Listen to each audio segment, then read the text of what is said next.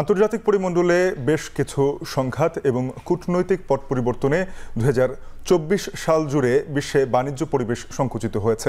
এর পাশাপাশি বাংলাদেশে অভ্যন্তরীণ কিছু কারণও বাংলাদেশে বাণিজ্য পরিবেশে সংকোচন করেছে। পাশাপাশি অভ্যন্তরীণ সমস্যাগুলোর মধ্যে সবচেয়ে বড় সমস্যা হিসেবে চিহ্নিত হয়েছে বিরোধ নিষ্পত্তি বিশ্ব ব্যাংকের প্রতিবেদনে। তাই নিয়ে আজকে আলোচনা করব। এছাড়াও থাকছে বন্দর ও হাটের খবর, শেয়ার বাজারের সবশেষ, সপ্তাহ শুরুর বৌনি আয়োজনে আপনাদের সাথে আছি আমি তানজিম শাফিন। সম্প্রতি বিশ্ব ব্যাংক বাণিজ্য পরিবেশ নিয়ে বা ব্যবসায়িক পরিবেশ নিয়ে বাণিজ্য সূচক প্রকাশ করেছে, যেখানে দেখা গেছে যে প্রতিদ্বন্দ্বী দক্ষিণ এশিয়া এবং এশীয় দেশগুলোর থেকে অনেকটা পিছিয়েছে বাংলাদেশ, যার মধ্যে বাংলাদেশের দুর্বলতা লক্ষ্য করা গেছে সবচেয়ে বেশি আইনি কাঠামোতে। এছাড়া যদি আমরা দেখি যে পরিচালন দক্ষতার ক্ষেত্রে বাংলাদেশ অনেকটা অগ্রগতি অর্জন করেছে, তবে সরকারি সেবাতেও বেশ কিছুটা পিছিয়ে আছে। আমরা যদি দেখি যে আইনি কাঠামোতে বাংলাদেশ ওয়ার্ল্ড ব্যাংকের যেই স্কোর, সেখানে বাংলাদেশ 100 বেসিস পয়েন্টের মধ্যে পেয়েছে 56.9, যেখানে পাকিস্তান নানা রাজনৈতিক সংঘাত এবং অস্থিরতার মধ্য দিয়েও বাংলাদেশের চেয়ে ভালো আইনি কাঠামো ব্যবসায়িক পরিবেশের জন্য দিতে পেরেছে, যে কারণে পাকিস্তান সেখানে আমাদের চেয়ে কিছুটা বেশি পেয়েছে 59.1 পয়েন্ট, নেপাল পেয়েছে 59.34 পয়েন্ট, ইন্দোনেশিয়া 63.98 পয়েন্ট বা প্রায় 64 পয়েন্ট, এবং ভিয়েতনাম রয়েছে প্রায় 67 পয়েন্টে। এবারে যদি আমরা দেখি যে অভ্যন্তরীণ যে কারণগুলো বাংলাদেশের ব্যবসায়িক পরিবেশকে প্রভাবিত করছে, সেই কারণগুলো এখানে আমরা দেখছি যে নতুন ব্যবসার ক্ষেত্রে মোট 50টি দেশের ব্যবসায়িক পরিবেশ পর্যালোচনা করে বিশ্ব ব্যাংক এই প্রতিবেদনটি দিয়েছে, যেখানে আমরা দেখছি যে নতুন ব্যবসা ক্ষেত্রে বাংলাদেশের যেই পরিবেশ বা উদ্যোক্তাদের জন্য বাংলাদেশের যে পরিবেশ, সেটা অনেকটা ইতিবাচক। 74 পয়েন্ট রয়েছে গড় পয়েন্টের চেয়ে, সেখানে প্রায় বাংলাদেশ 4 পয়েন্ট এগিয়ে আছে। এছাড়া আমরা যদি দেখি যে বিজনেস লোকেশন বা অবস্থানের দিক থেকেও বাংলাদেশ ভালো সুবিধাজনক অবস্থানে রয়েছে। তবে ইউটিলিটি সার্ভিস বা পরিষেবার ক্ষেত্রে বাংলাদেশ গড় মানের চেয়ে কিছুটা পিছিয়ে। এছাড়া শ্রম ক্ষেত্রটিতে বাংলাদেশ অনেকটাই অগ্রগতি হয়েছে, বিশেষ করে আমরা যদি বলি যে গার্মেন্টস খাতে বিগত 10 বছরে যে ধরনের পরিবর্তনগুলো এসেছে, সেগুলো ইতিবাচক হওয়ার ফলেই এই শ্রম সূচকটিতে বাংলাদেশের উন্নতি হয়েছে। এর পাশাপাশি আর্থিক সূচকে দেখছি বাংলাদেশের বেশ ভালো অগ্রগতি রয়েছে। তবে যেখানে সংখ্যার বিষয় যে আন্তর্জাতিক বাণিজ্যে বাংলাদেশ এই 50টি দেশের মধ্যে 4র্থ সারিতে রয়েছে। এছাড়া কর আদায়ের ক্ষেত্রে বাংলাদেশ গড় মানের চেয়ে কিছুটা অগ্রগতি করেছে। তবে সবচেয়ে বড় সমস্যা যেটি হলো যে বিরোধ নিষ্পত্তির ক্ষেত্রে, ব্যবসায়িক বিরোধ নিষ্পত্তির ক্ষেত্রে বাংলাদেশ গড় মানের চেয়ে প্রায় আমরা বলতে পারি 20 পয়েন্ট পিছিয়ে আছে। তো এই যে বিরোধ নিষ্পত্তি, এটি বাংলাদেশে একটি বড় সমস্যা হয়ে দাঁড়িয়েছে। এছাড়া বাজার প্রতিযোগিতার ক্ষেত্রেও বাংলাদেশ 4র্থ সারিতে এসেছে এই 50টি দেশের মধ্যে, এবং ব্যবসায় অসচ্ছলতা, সেটি বাংলাদেশে ব্যবসা বড় করার ক্ষেত্রে বা সহজীকরণের ক্ষেত্রে একটি বড় বাধা হিসেবে কাজ করছে। এবারে আমরা যেটি বলছিলাম যে বাংলাদেশের অভ্যন্তরীণ বেশ কিছু সংকট ছিল, যেগুলো এখনও দীর্ঘায়িত হচ্ছে কিছু মাত্রায়। সেই কারণগুলোতে বাংলাদেশের ব্যবসায়িক পরিবেশ সংকুচিত হয়েছে। আপনারা জানেন যে গত দিন হচ্ছে চট্টগ্রামে বেশ কিছু জাহাজে অগ্নিসংযোগের ঘটনা ঘটে, এবং সেখান থেকে আসলে ব্যবসায়ীদের মনে এক ধরনের নতুন শঙ্কা তৈরি হয়েছে। আমাদের সঙ্গে সহকর্মী হাজেরা শিউলি যুক্ত হয়েছেন চট্টগ্রাম থেকে। শিউলি, জানাবেন যে এই যে জাহাজগুলোতে অগ্নিকাণ্ড হলো, সেখানে আসলে তদন্ত কমিটি গঠন করা হয়েছে কিনা, বা এখন এই পরিস্থিতিতে ব্যবসায়ীরা কি বলছেন, তাদের যে আত্মবিশ্বাসের জায়গাটা সেটা কতটা অক্ষুণ্ণ আছে?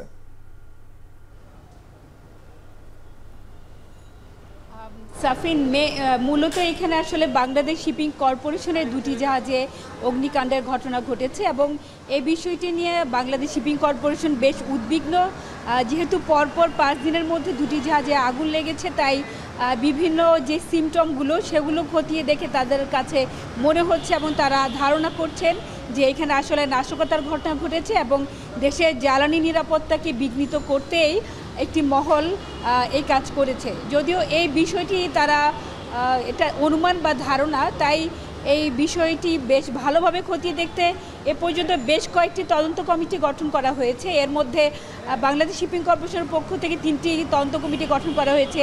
জ্বালানি মন্ত্রণালয় ইস্টার্ন রিফাইনারির পক্ষ থেকে তদন্ত কমিটি গঠন করা হয়েছে এবং কিছুক্ষণ আগে নৌপরিবহন উপদেষ্টা বাংলাদেশ শিপিং কর্পোরেশনের কর্মকর্তাদের সাথে সভা করেছেন এবং তিনি বলেছেন যে নৌপরিবহন মন্ত্রণালয়ের পক্ষ থেকে একটি উচ্চ পর্যায়ের কমিটি গঠন করা হয়েছে অতিরিক্ত সচিবকে প্রধান করে 10 সদস্যের তদন্ত কমিটি, যে কমিটিতে নিরাপত্তা বিশেষজ্ঞ, maritime expert, well tanker expert সহ সব পর্যায়ের সংশ্লিষ্ট যারা আসলে এই বিষয়ে বিশেষজ্ঞ তারা থাকবেন। এবং তিনি বলছেন যে আসলে সাম্প্রতিক সময় দেশ একটি অস্থিরতার মধ্যে দিয়ে যাচ্ছে, তাই মানুষের মনে নানা ধরনের সন্দেহ তৈরি হয়েছে এবং এই দুর্ঘটনা নিয়েও একটি শঙ্কা তৈরি হয়েছে যেটি নাশকতা কিনা।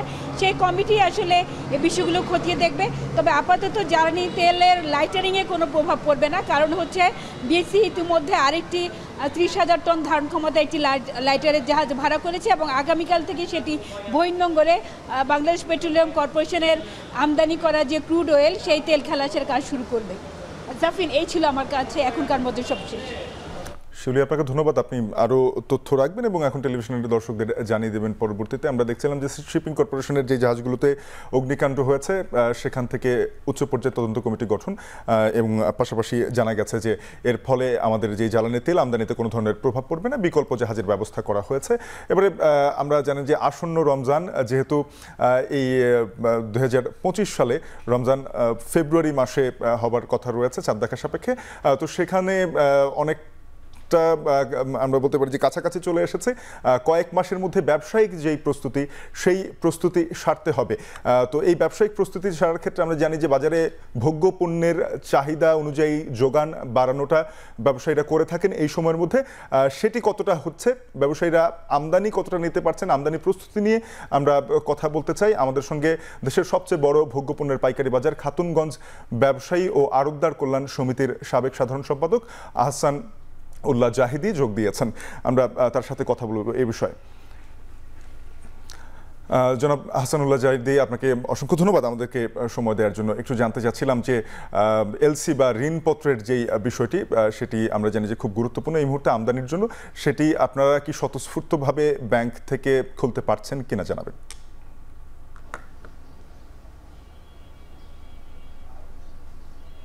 ধন্যবাদ। যে রমজান আসলে ব্যবসায়ীরা আগাম প্রস্তুতি গ্রহণ করে থাকেন প্রতি বছরেই। আশা করছি এবছরও তার ব্যতিক্রম হবে না। আমরা আসলে এখন যে বিগত দিনে আমরা যে কথাটি বলে আসছি সেটি হচ্ছে বাজার নিয়ন্ত্রণের ক্ষেত্রে আমদানিকারকরা একটি সহায়ক ভূমিকা রাখে। বিশেষ করে এখানে 3 শ্রেণীর আমদানিকারক আছে, ছোট, মাঝারি এবং বড় আকারের যে আমদানিকারক, তারাই মূলত বাজারটা নিয়ন্ত্রণ করে থাকে। আমরা বিগত দিনে যেটি দেখেছি যে বেশ বড় বড় কয়েকটি কোম্পানি বাজার নিয়ন্ত্রণ করতেন। যেমন আমি উদাহরণস্বরূপ যদি বলি, বাজারে রমজান আসলে ছোলার চাহিদা হচ্ছে আপনার প্রায় 1.5 থেকে 2 লাখ টন। এখন বড় বড় কোম্পানিরা সেটা হচ্ছে তারা যদি একসাথে 1 লাখ টন বা কয়েকটি কোম্পানি মিলে 1 লাখ টন বা 1.5 লাখ টন নিয়ে আসেন, সেক্ষেত্রে ছোট এবং মাঝারি আকারের যে আমদানি করে তারা পণ্য নিয়ে আমদানি করতে পারেন না। সেক্ষেত্রে আমাদের যারা ভোক্তাদের যে সমস্যাটি হয়, যেহেতু বড় কোম্পানিরা একসাথে বেশি পণ্য নিয়ে আসেন, সেক্ষেত্রে তারা বাজারটা নিয়ন্ত্রণ করার সুযোগ থাকে। আমরা যেটি এবছর আমরা চাই বা আমরা ছোট বা মাঝারি আমদানি করা আমরা যেটি আমাদের চাহিদা, সেটি হচ্ছে একসাথে একজন বড় কোম্পানিকে বেশি পণ্যের একসাথে এলসি না দিয়ে সবাইকে সমান সুযোগ করে দিলে বাজার নিয়ন্ত্রণের ক্ষেত্রে যে বড় বড় কোম্পানি করে থাকেন সেটি আর করতে পারবেন না। অর্থাৎ বাজারে ব্যাপক আকারে পণ্য আমদানি হবে, ব্যাপক আকারে পণ্যের যে আমদানিকারক হয়ে যাবে, তারা বাজারটাকে সহনীয় পর্যায়ে নিয়ে আসতে পারবেন এবং সহনীয় পর্যায়ে থাকবে যদি সবাইকে সেই সমান সুযোগ দেওয়া হয়। অর্থাৎ বৈষম্যের শিকার যেন আমদানির ক্ষেত্রে জনাব জাহিদি, আপনি চমৎকার বলেছেন যে বড় প্রতিষ্ঠানগুলোকে একবারে আমদানির অনুমতি না দিয়ে যদি ক্ষুদ্র ব্যবসায়ী যারা রয়েছেন সকলকে সেই সুযোগটা দেওয়া হয় তাহলে বাজারে পণ্যের দাম নিয়ন্ত্রণ থাকবে। এটি চমৎকার বলেছেন। আমরা একটু জানতে চাইছিলাম যে পণ্যগুলো রয়েছে যেমন খেজুর, ছোলা, পেঁয়াজ, এই পণ্যগুলোর যেই বর্তমান দাম সেই দাম সাপেক্ষে যদি আপনারা বাজারে চাহিদা এবং যোগানের চিন্তা করেন তাহলে কি পরিমাণ আসলে পণ্য আমদানির প্রস্তুতি আপনাদের রয়েছে বা সেটি এখনো শুরু হয়েছে কিনা জানাবেন।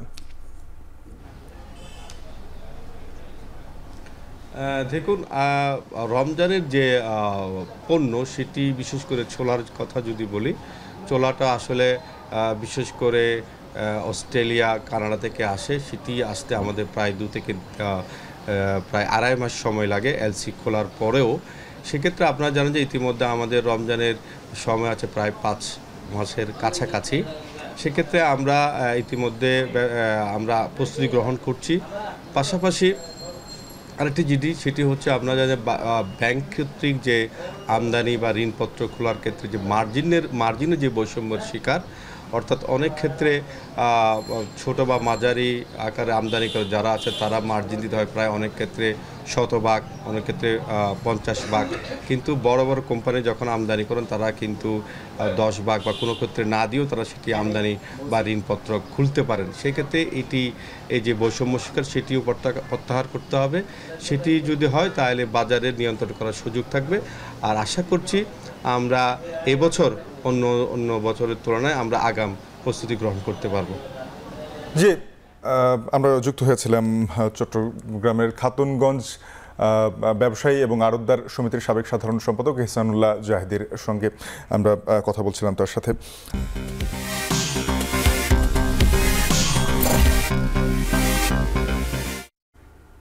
গত সপ্তাহে লেনদেন খরায় সপ্তাহব্যাপী প্রায় 176 পয়েন্ট কমেছিল ডিএসইর সার্বিক সূচক। এছাড়া টাকার অঙ্কে লেনদেন কমেছে অনেকটাই।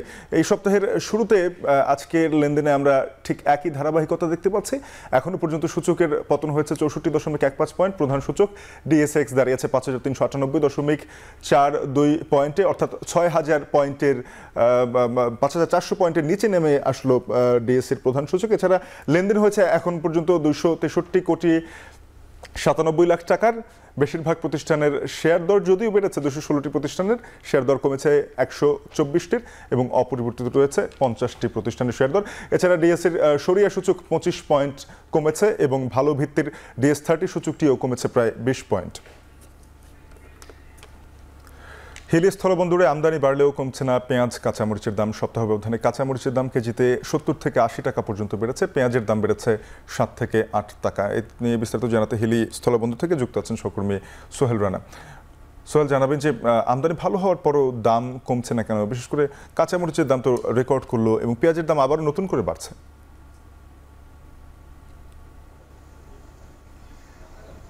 আমি আপনাকে একটু জানিয়ে রাখি যে কয়েকদিন আগেও কিন্তু কাঁচা মরিচ এবং পেঁয়াজের যে আমদানি সেটি কিন্তু কম থাকলেও দাম কিন্তু কমতির দিকে ছিল। তবে এখন যে চিত্রটি এটি ব্যতিক্রম আমরা দেখছি যে এখন আমদানির গতি যত বাড়ছে আসলে সেই সাথে পাল্লা দিয়ে কিন্তু কাঁচা মরিচ এবং পেঁয়াজের যে দাম সেটিও কিন্তু বাড়ছে। আমি যদি আপনাকে একটু দামের বিষয়ে বলি যে কাঁচা মরিচ সপ্তাহখানেক আগেও হিলি স্থলবন্দরে 150 থেকে 160 টাকা কেজি দরে বিক্রি হয়েছে। সেটি বর্তমানে বিক্রি হচ্ছে 240 থেকে 250 টাকা কেজি দরে, অর্থাৎ পাইকারি বাজার 240 থেকে 50 টাকা বিক্রি হচ্ছে। সেই কাঁচামরিচ খুচরা বাজারে এসে 270 থেকে 280 টাকা আমরা বিক্রি করতে দেখেছি। এছাড়াও পেঁয়াজের বিষয় যদি আমি আপনাকে বলি যে পেঁয়াজও কিন্তু সপ্তাহখানেক আগেও 77 থেকে 72 টাকা কেজি দরে বিক্রি হয়েছে প্রকার ভেদে।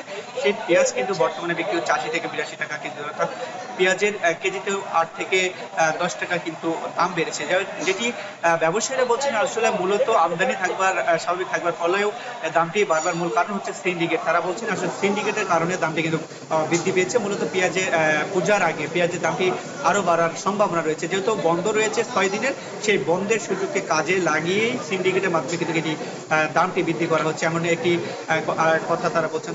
তারা বলছেন যদি প্রশাসনিকভাবে নজরদারি বাড়ানো হয় এবং কি পরিমাণ আমদানি হচ্ছে, কি দামে সেটি এলসি করা হচ্ছে এবং সেটি আমদানি করে খরচ গুণে কত টাকা পড়বে এবং কত দরে বিক্রি করে তাদের লাভ হবে, এই বিষয়গুলোর দিকে যদি নজরদারি করে সেক্ষেত্রে বাজার মনিটরিং থাকলে দামটি স্বাভাবিক থাকবে এবং ক্রেতাও কিন্তু কম দামে এই পণ্যগুলো পাবে বলে কিন্তু ব্যবসায়ীরা বলছে। তো সব মিলিয়ে বলা চলে যে পেঁয়াজ এবং কাঁচামরিচের যে আমদানি সেটি হিলি স্থলবন্দর দিয়ে স্বাভাবিক রয়েছে, তবে দাম অনেকটাই বাড়তির দিকে।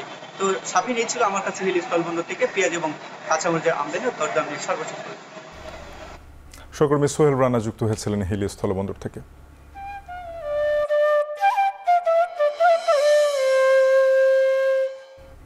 পূজাকে সামনে রেখে বেচা কেনা বেড়েছে কিশোরগঞ্জের অস্থায়ী হাটে। উৎসবের মৌসুমে দোকানিরা হাটে হাজির হয়েছেন নতুন সব সংগ্রহ নিয়ে। আরও জানাতে সতাল অস্থায়ী হাট থেকে সরাসরি যুক্ত হয়েছেন সহকর্মী মশিউর কায়েস। কায়েস, জানাবেন হাটে কি কি পণ্য পাওয়া যাচ্ছে? শাফিন, হাটে আসলে এই যে অস্থায়ী হাটটি বসে প্রতি রবিবার কিশোরগঞ্জে, এই হাটে কিন্তু আসলে মূলত সব ধরনের প্রয়োজনীয় সকল পণ্য ছাড়াও এখানে উল্লেখযোগ্যভাবে কিন্তু আসলে দেশের বিভিন্ন অঞ্চল থেকে, বিশেষ করে বাবুরহাট, নরসিংদী, পুরান ঢাকা থেকে আসলে কাপড়ের ব্যবসায়ী যারা আছেন তারা কিন্তু আসলে এখানে আসছেন এবং এই প্রতি রবিবারে যেহেতু এই হাটটি এখানে বসে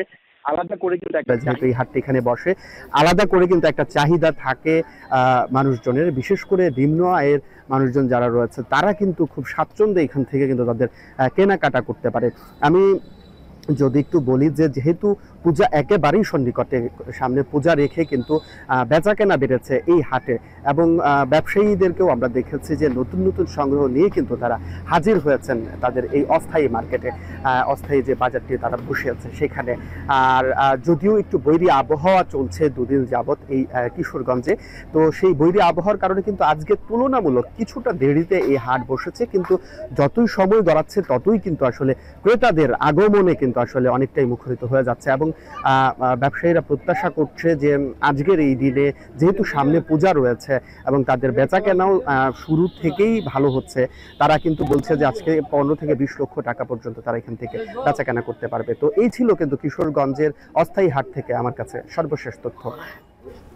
সহকর্মী মশিউর কায়েস যুক্ত হয়েছিলেন কিশোরগঞ্জ থেকে, জানাচ্ছিলেন পূজার আগে অস্থায়ী হাটে বেড়েছে বেচা বিক্রি। শেষ করছি বৌনি, সাথেই থাকার জন্য ধন্যবাদ। এছাড়া এখন টেলিভিশনের ওয়েবসাইট দেখতে ভিজিট করুন www.econ.tv। যুক্ত থাকুন ফেসবুকে facebook.com/tv.econ এবং ইউটিউবে দেখতে ভিজিট করুন youtube.com/c/econtv।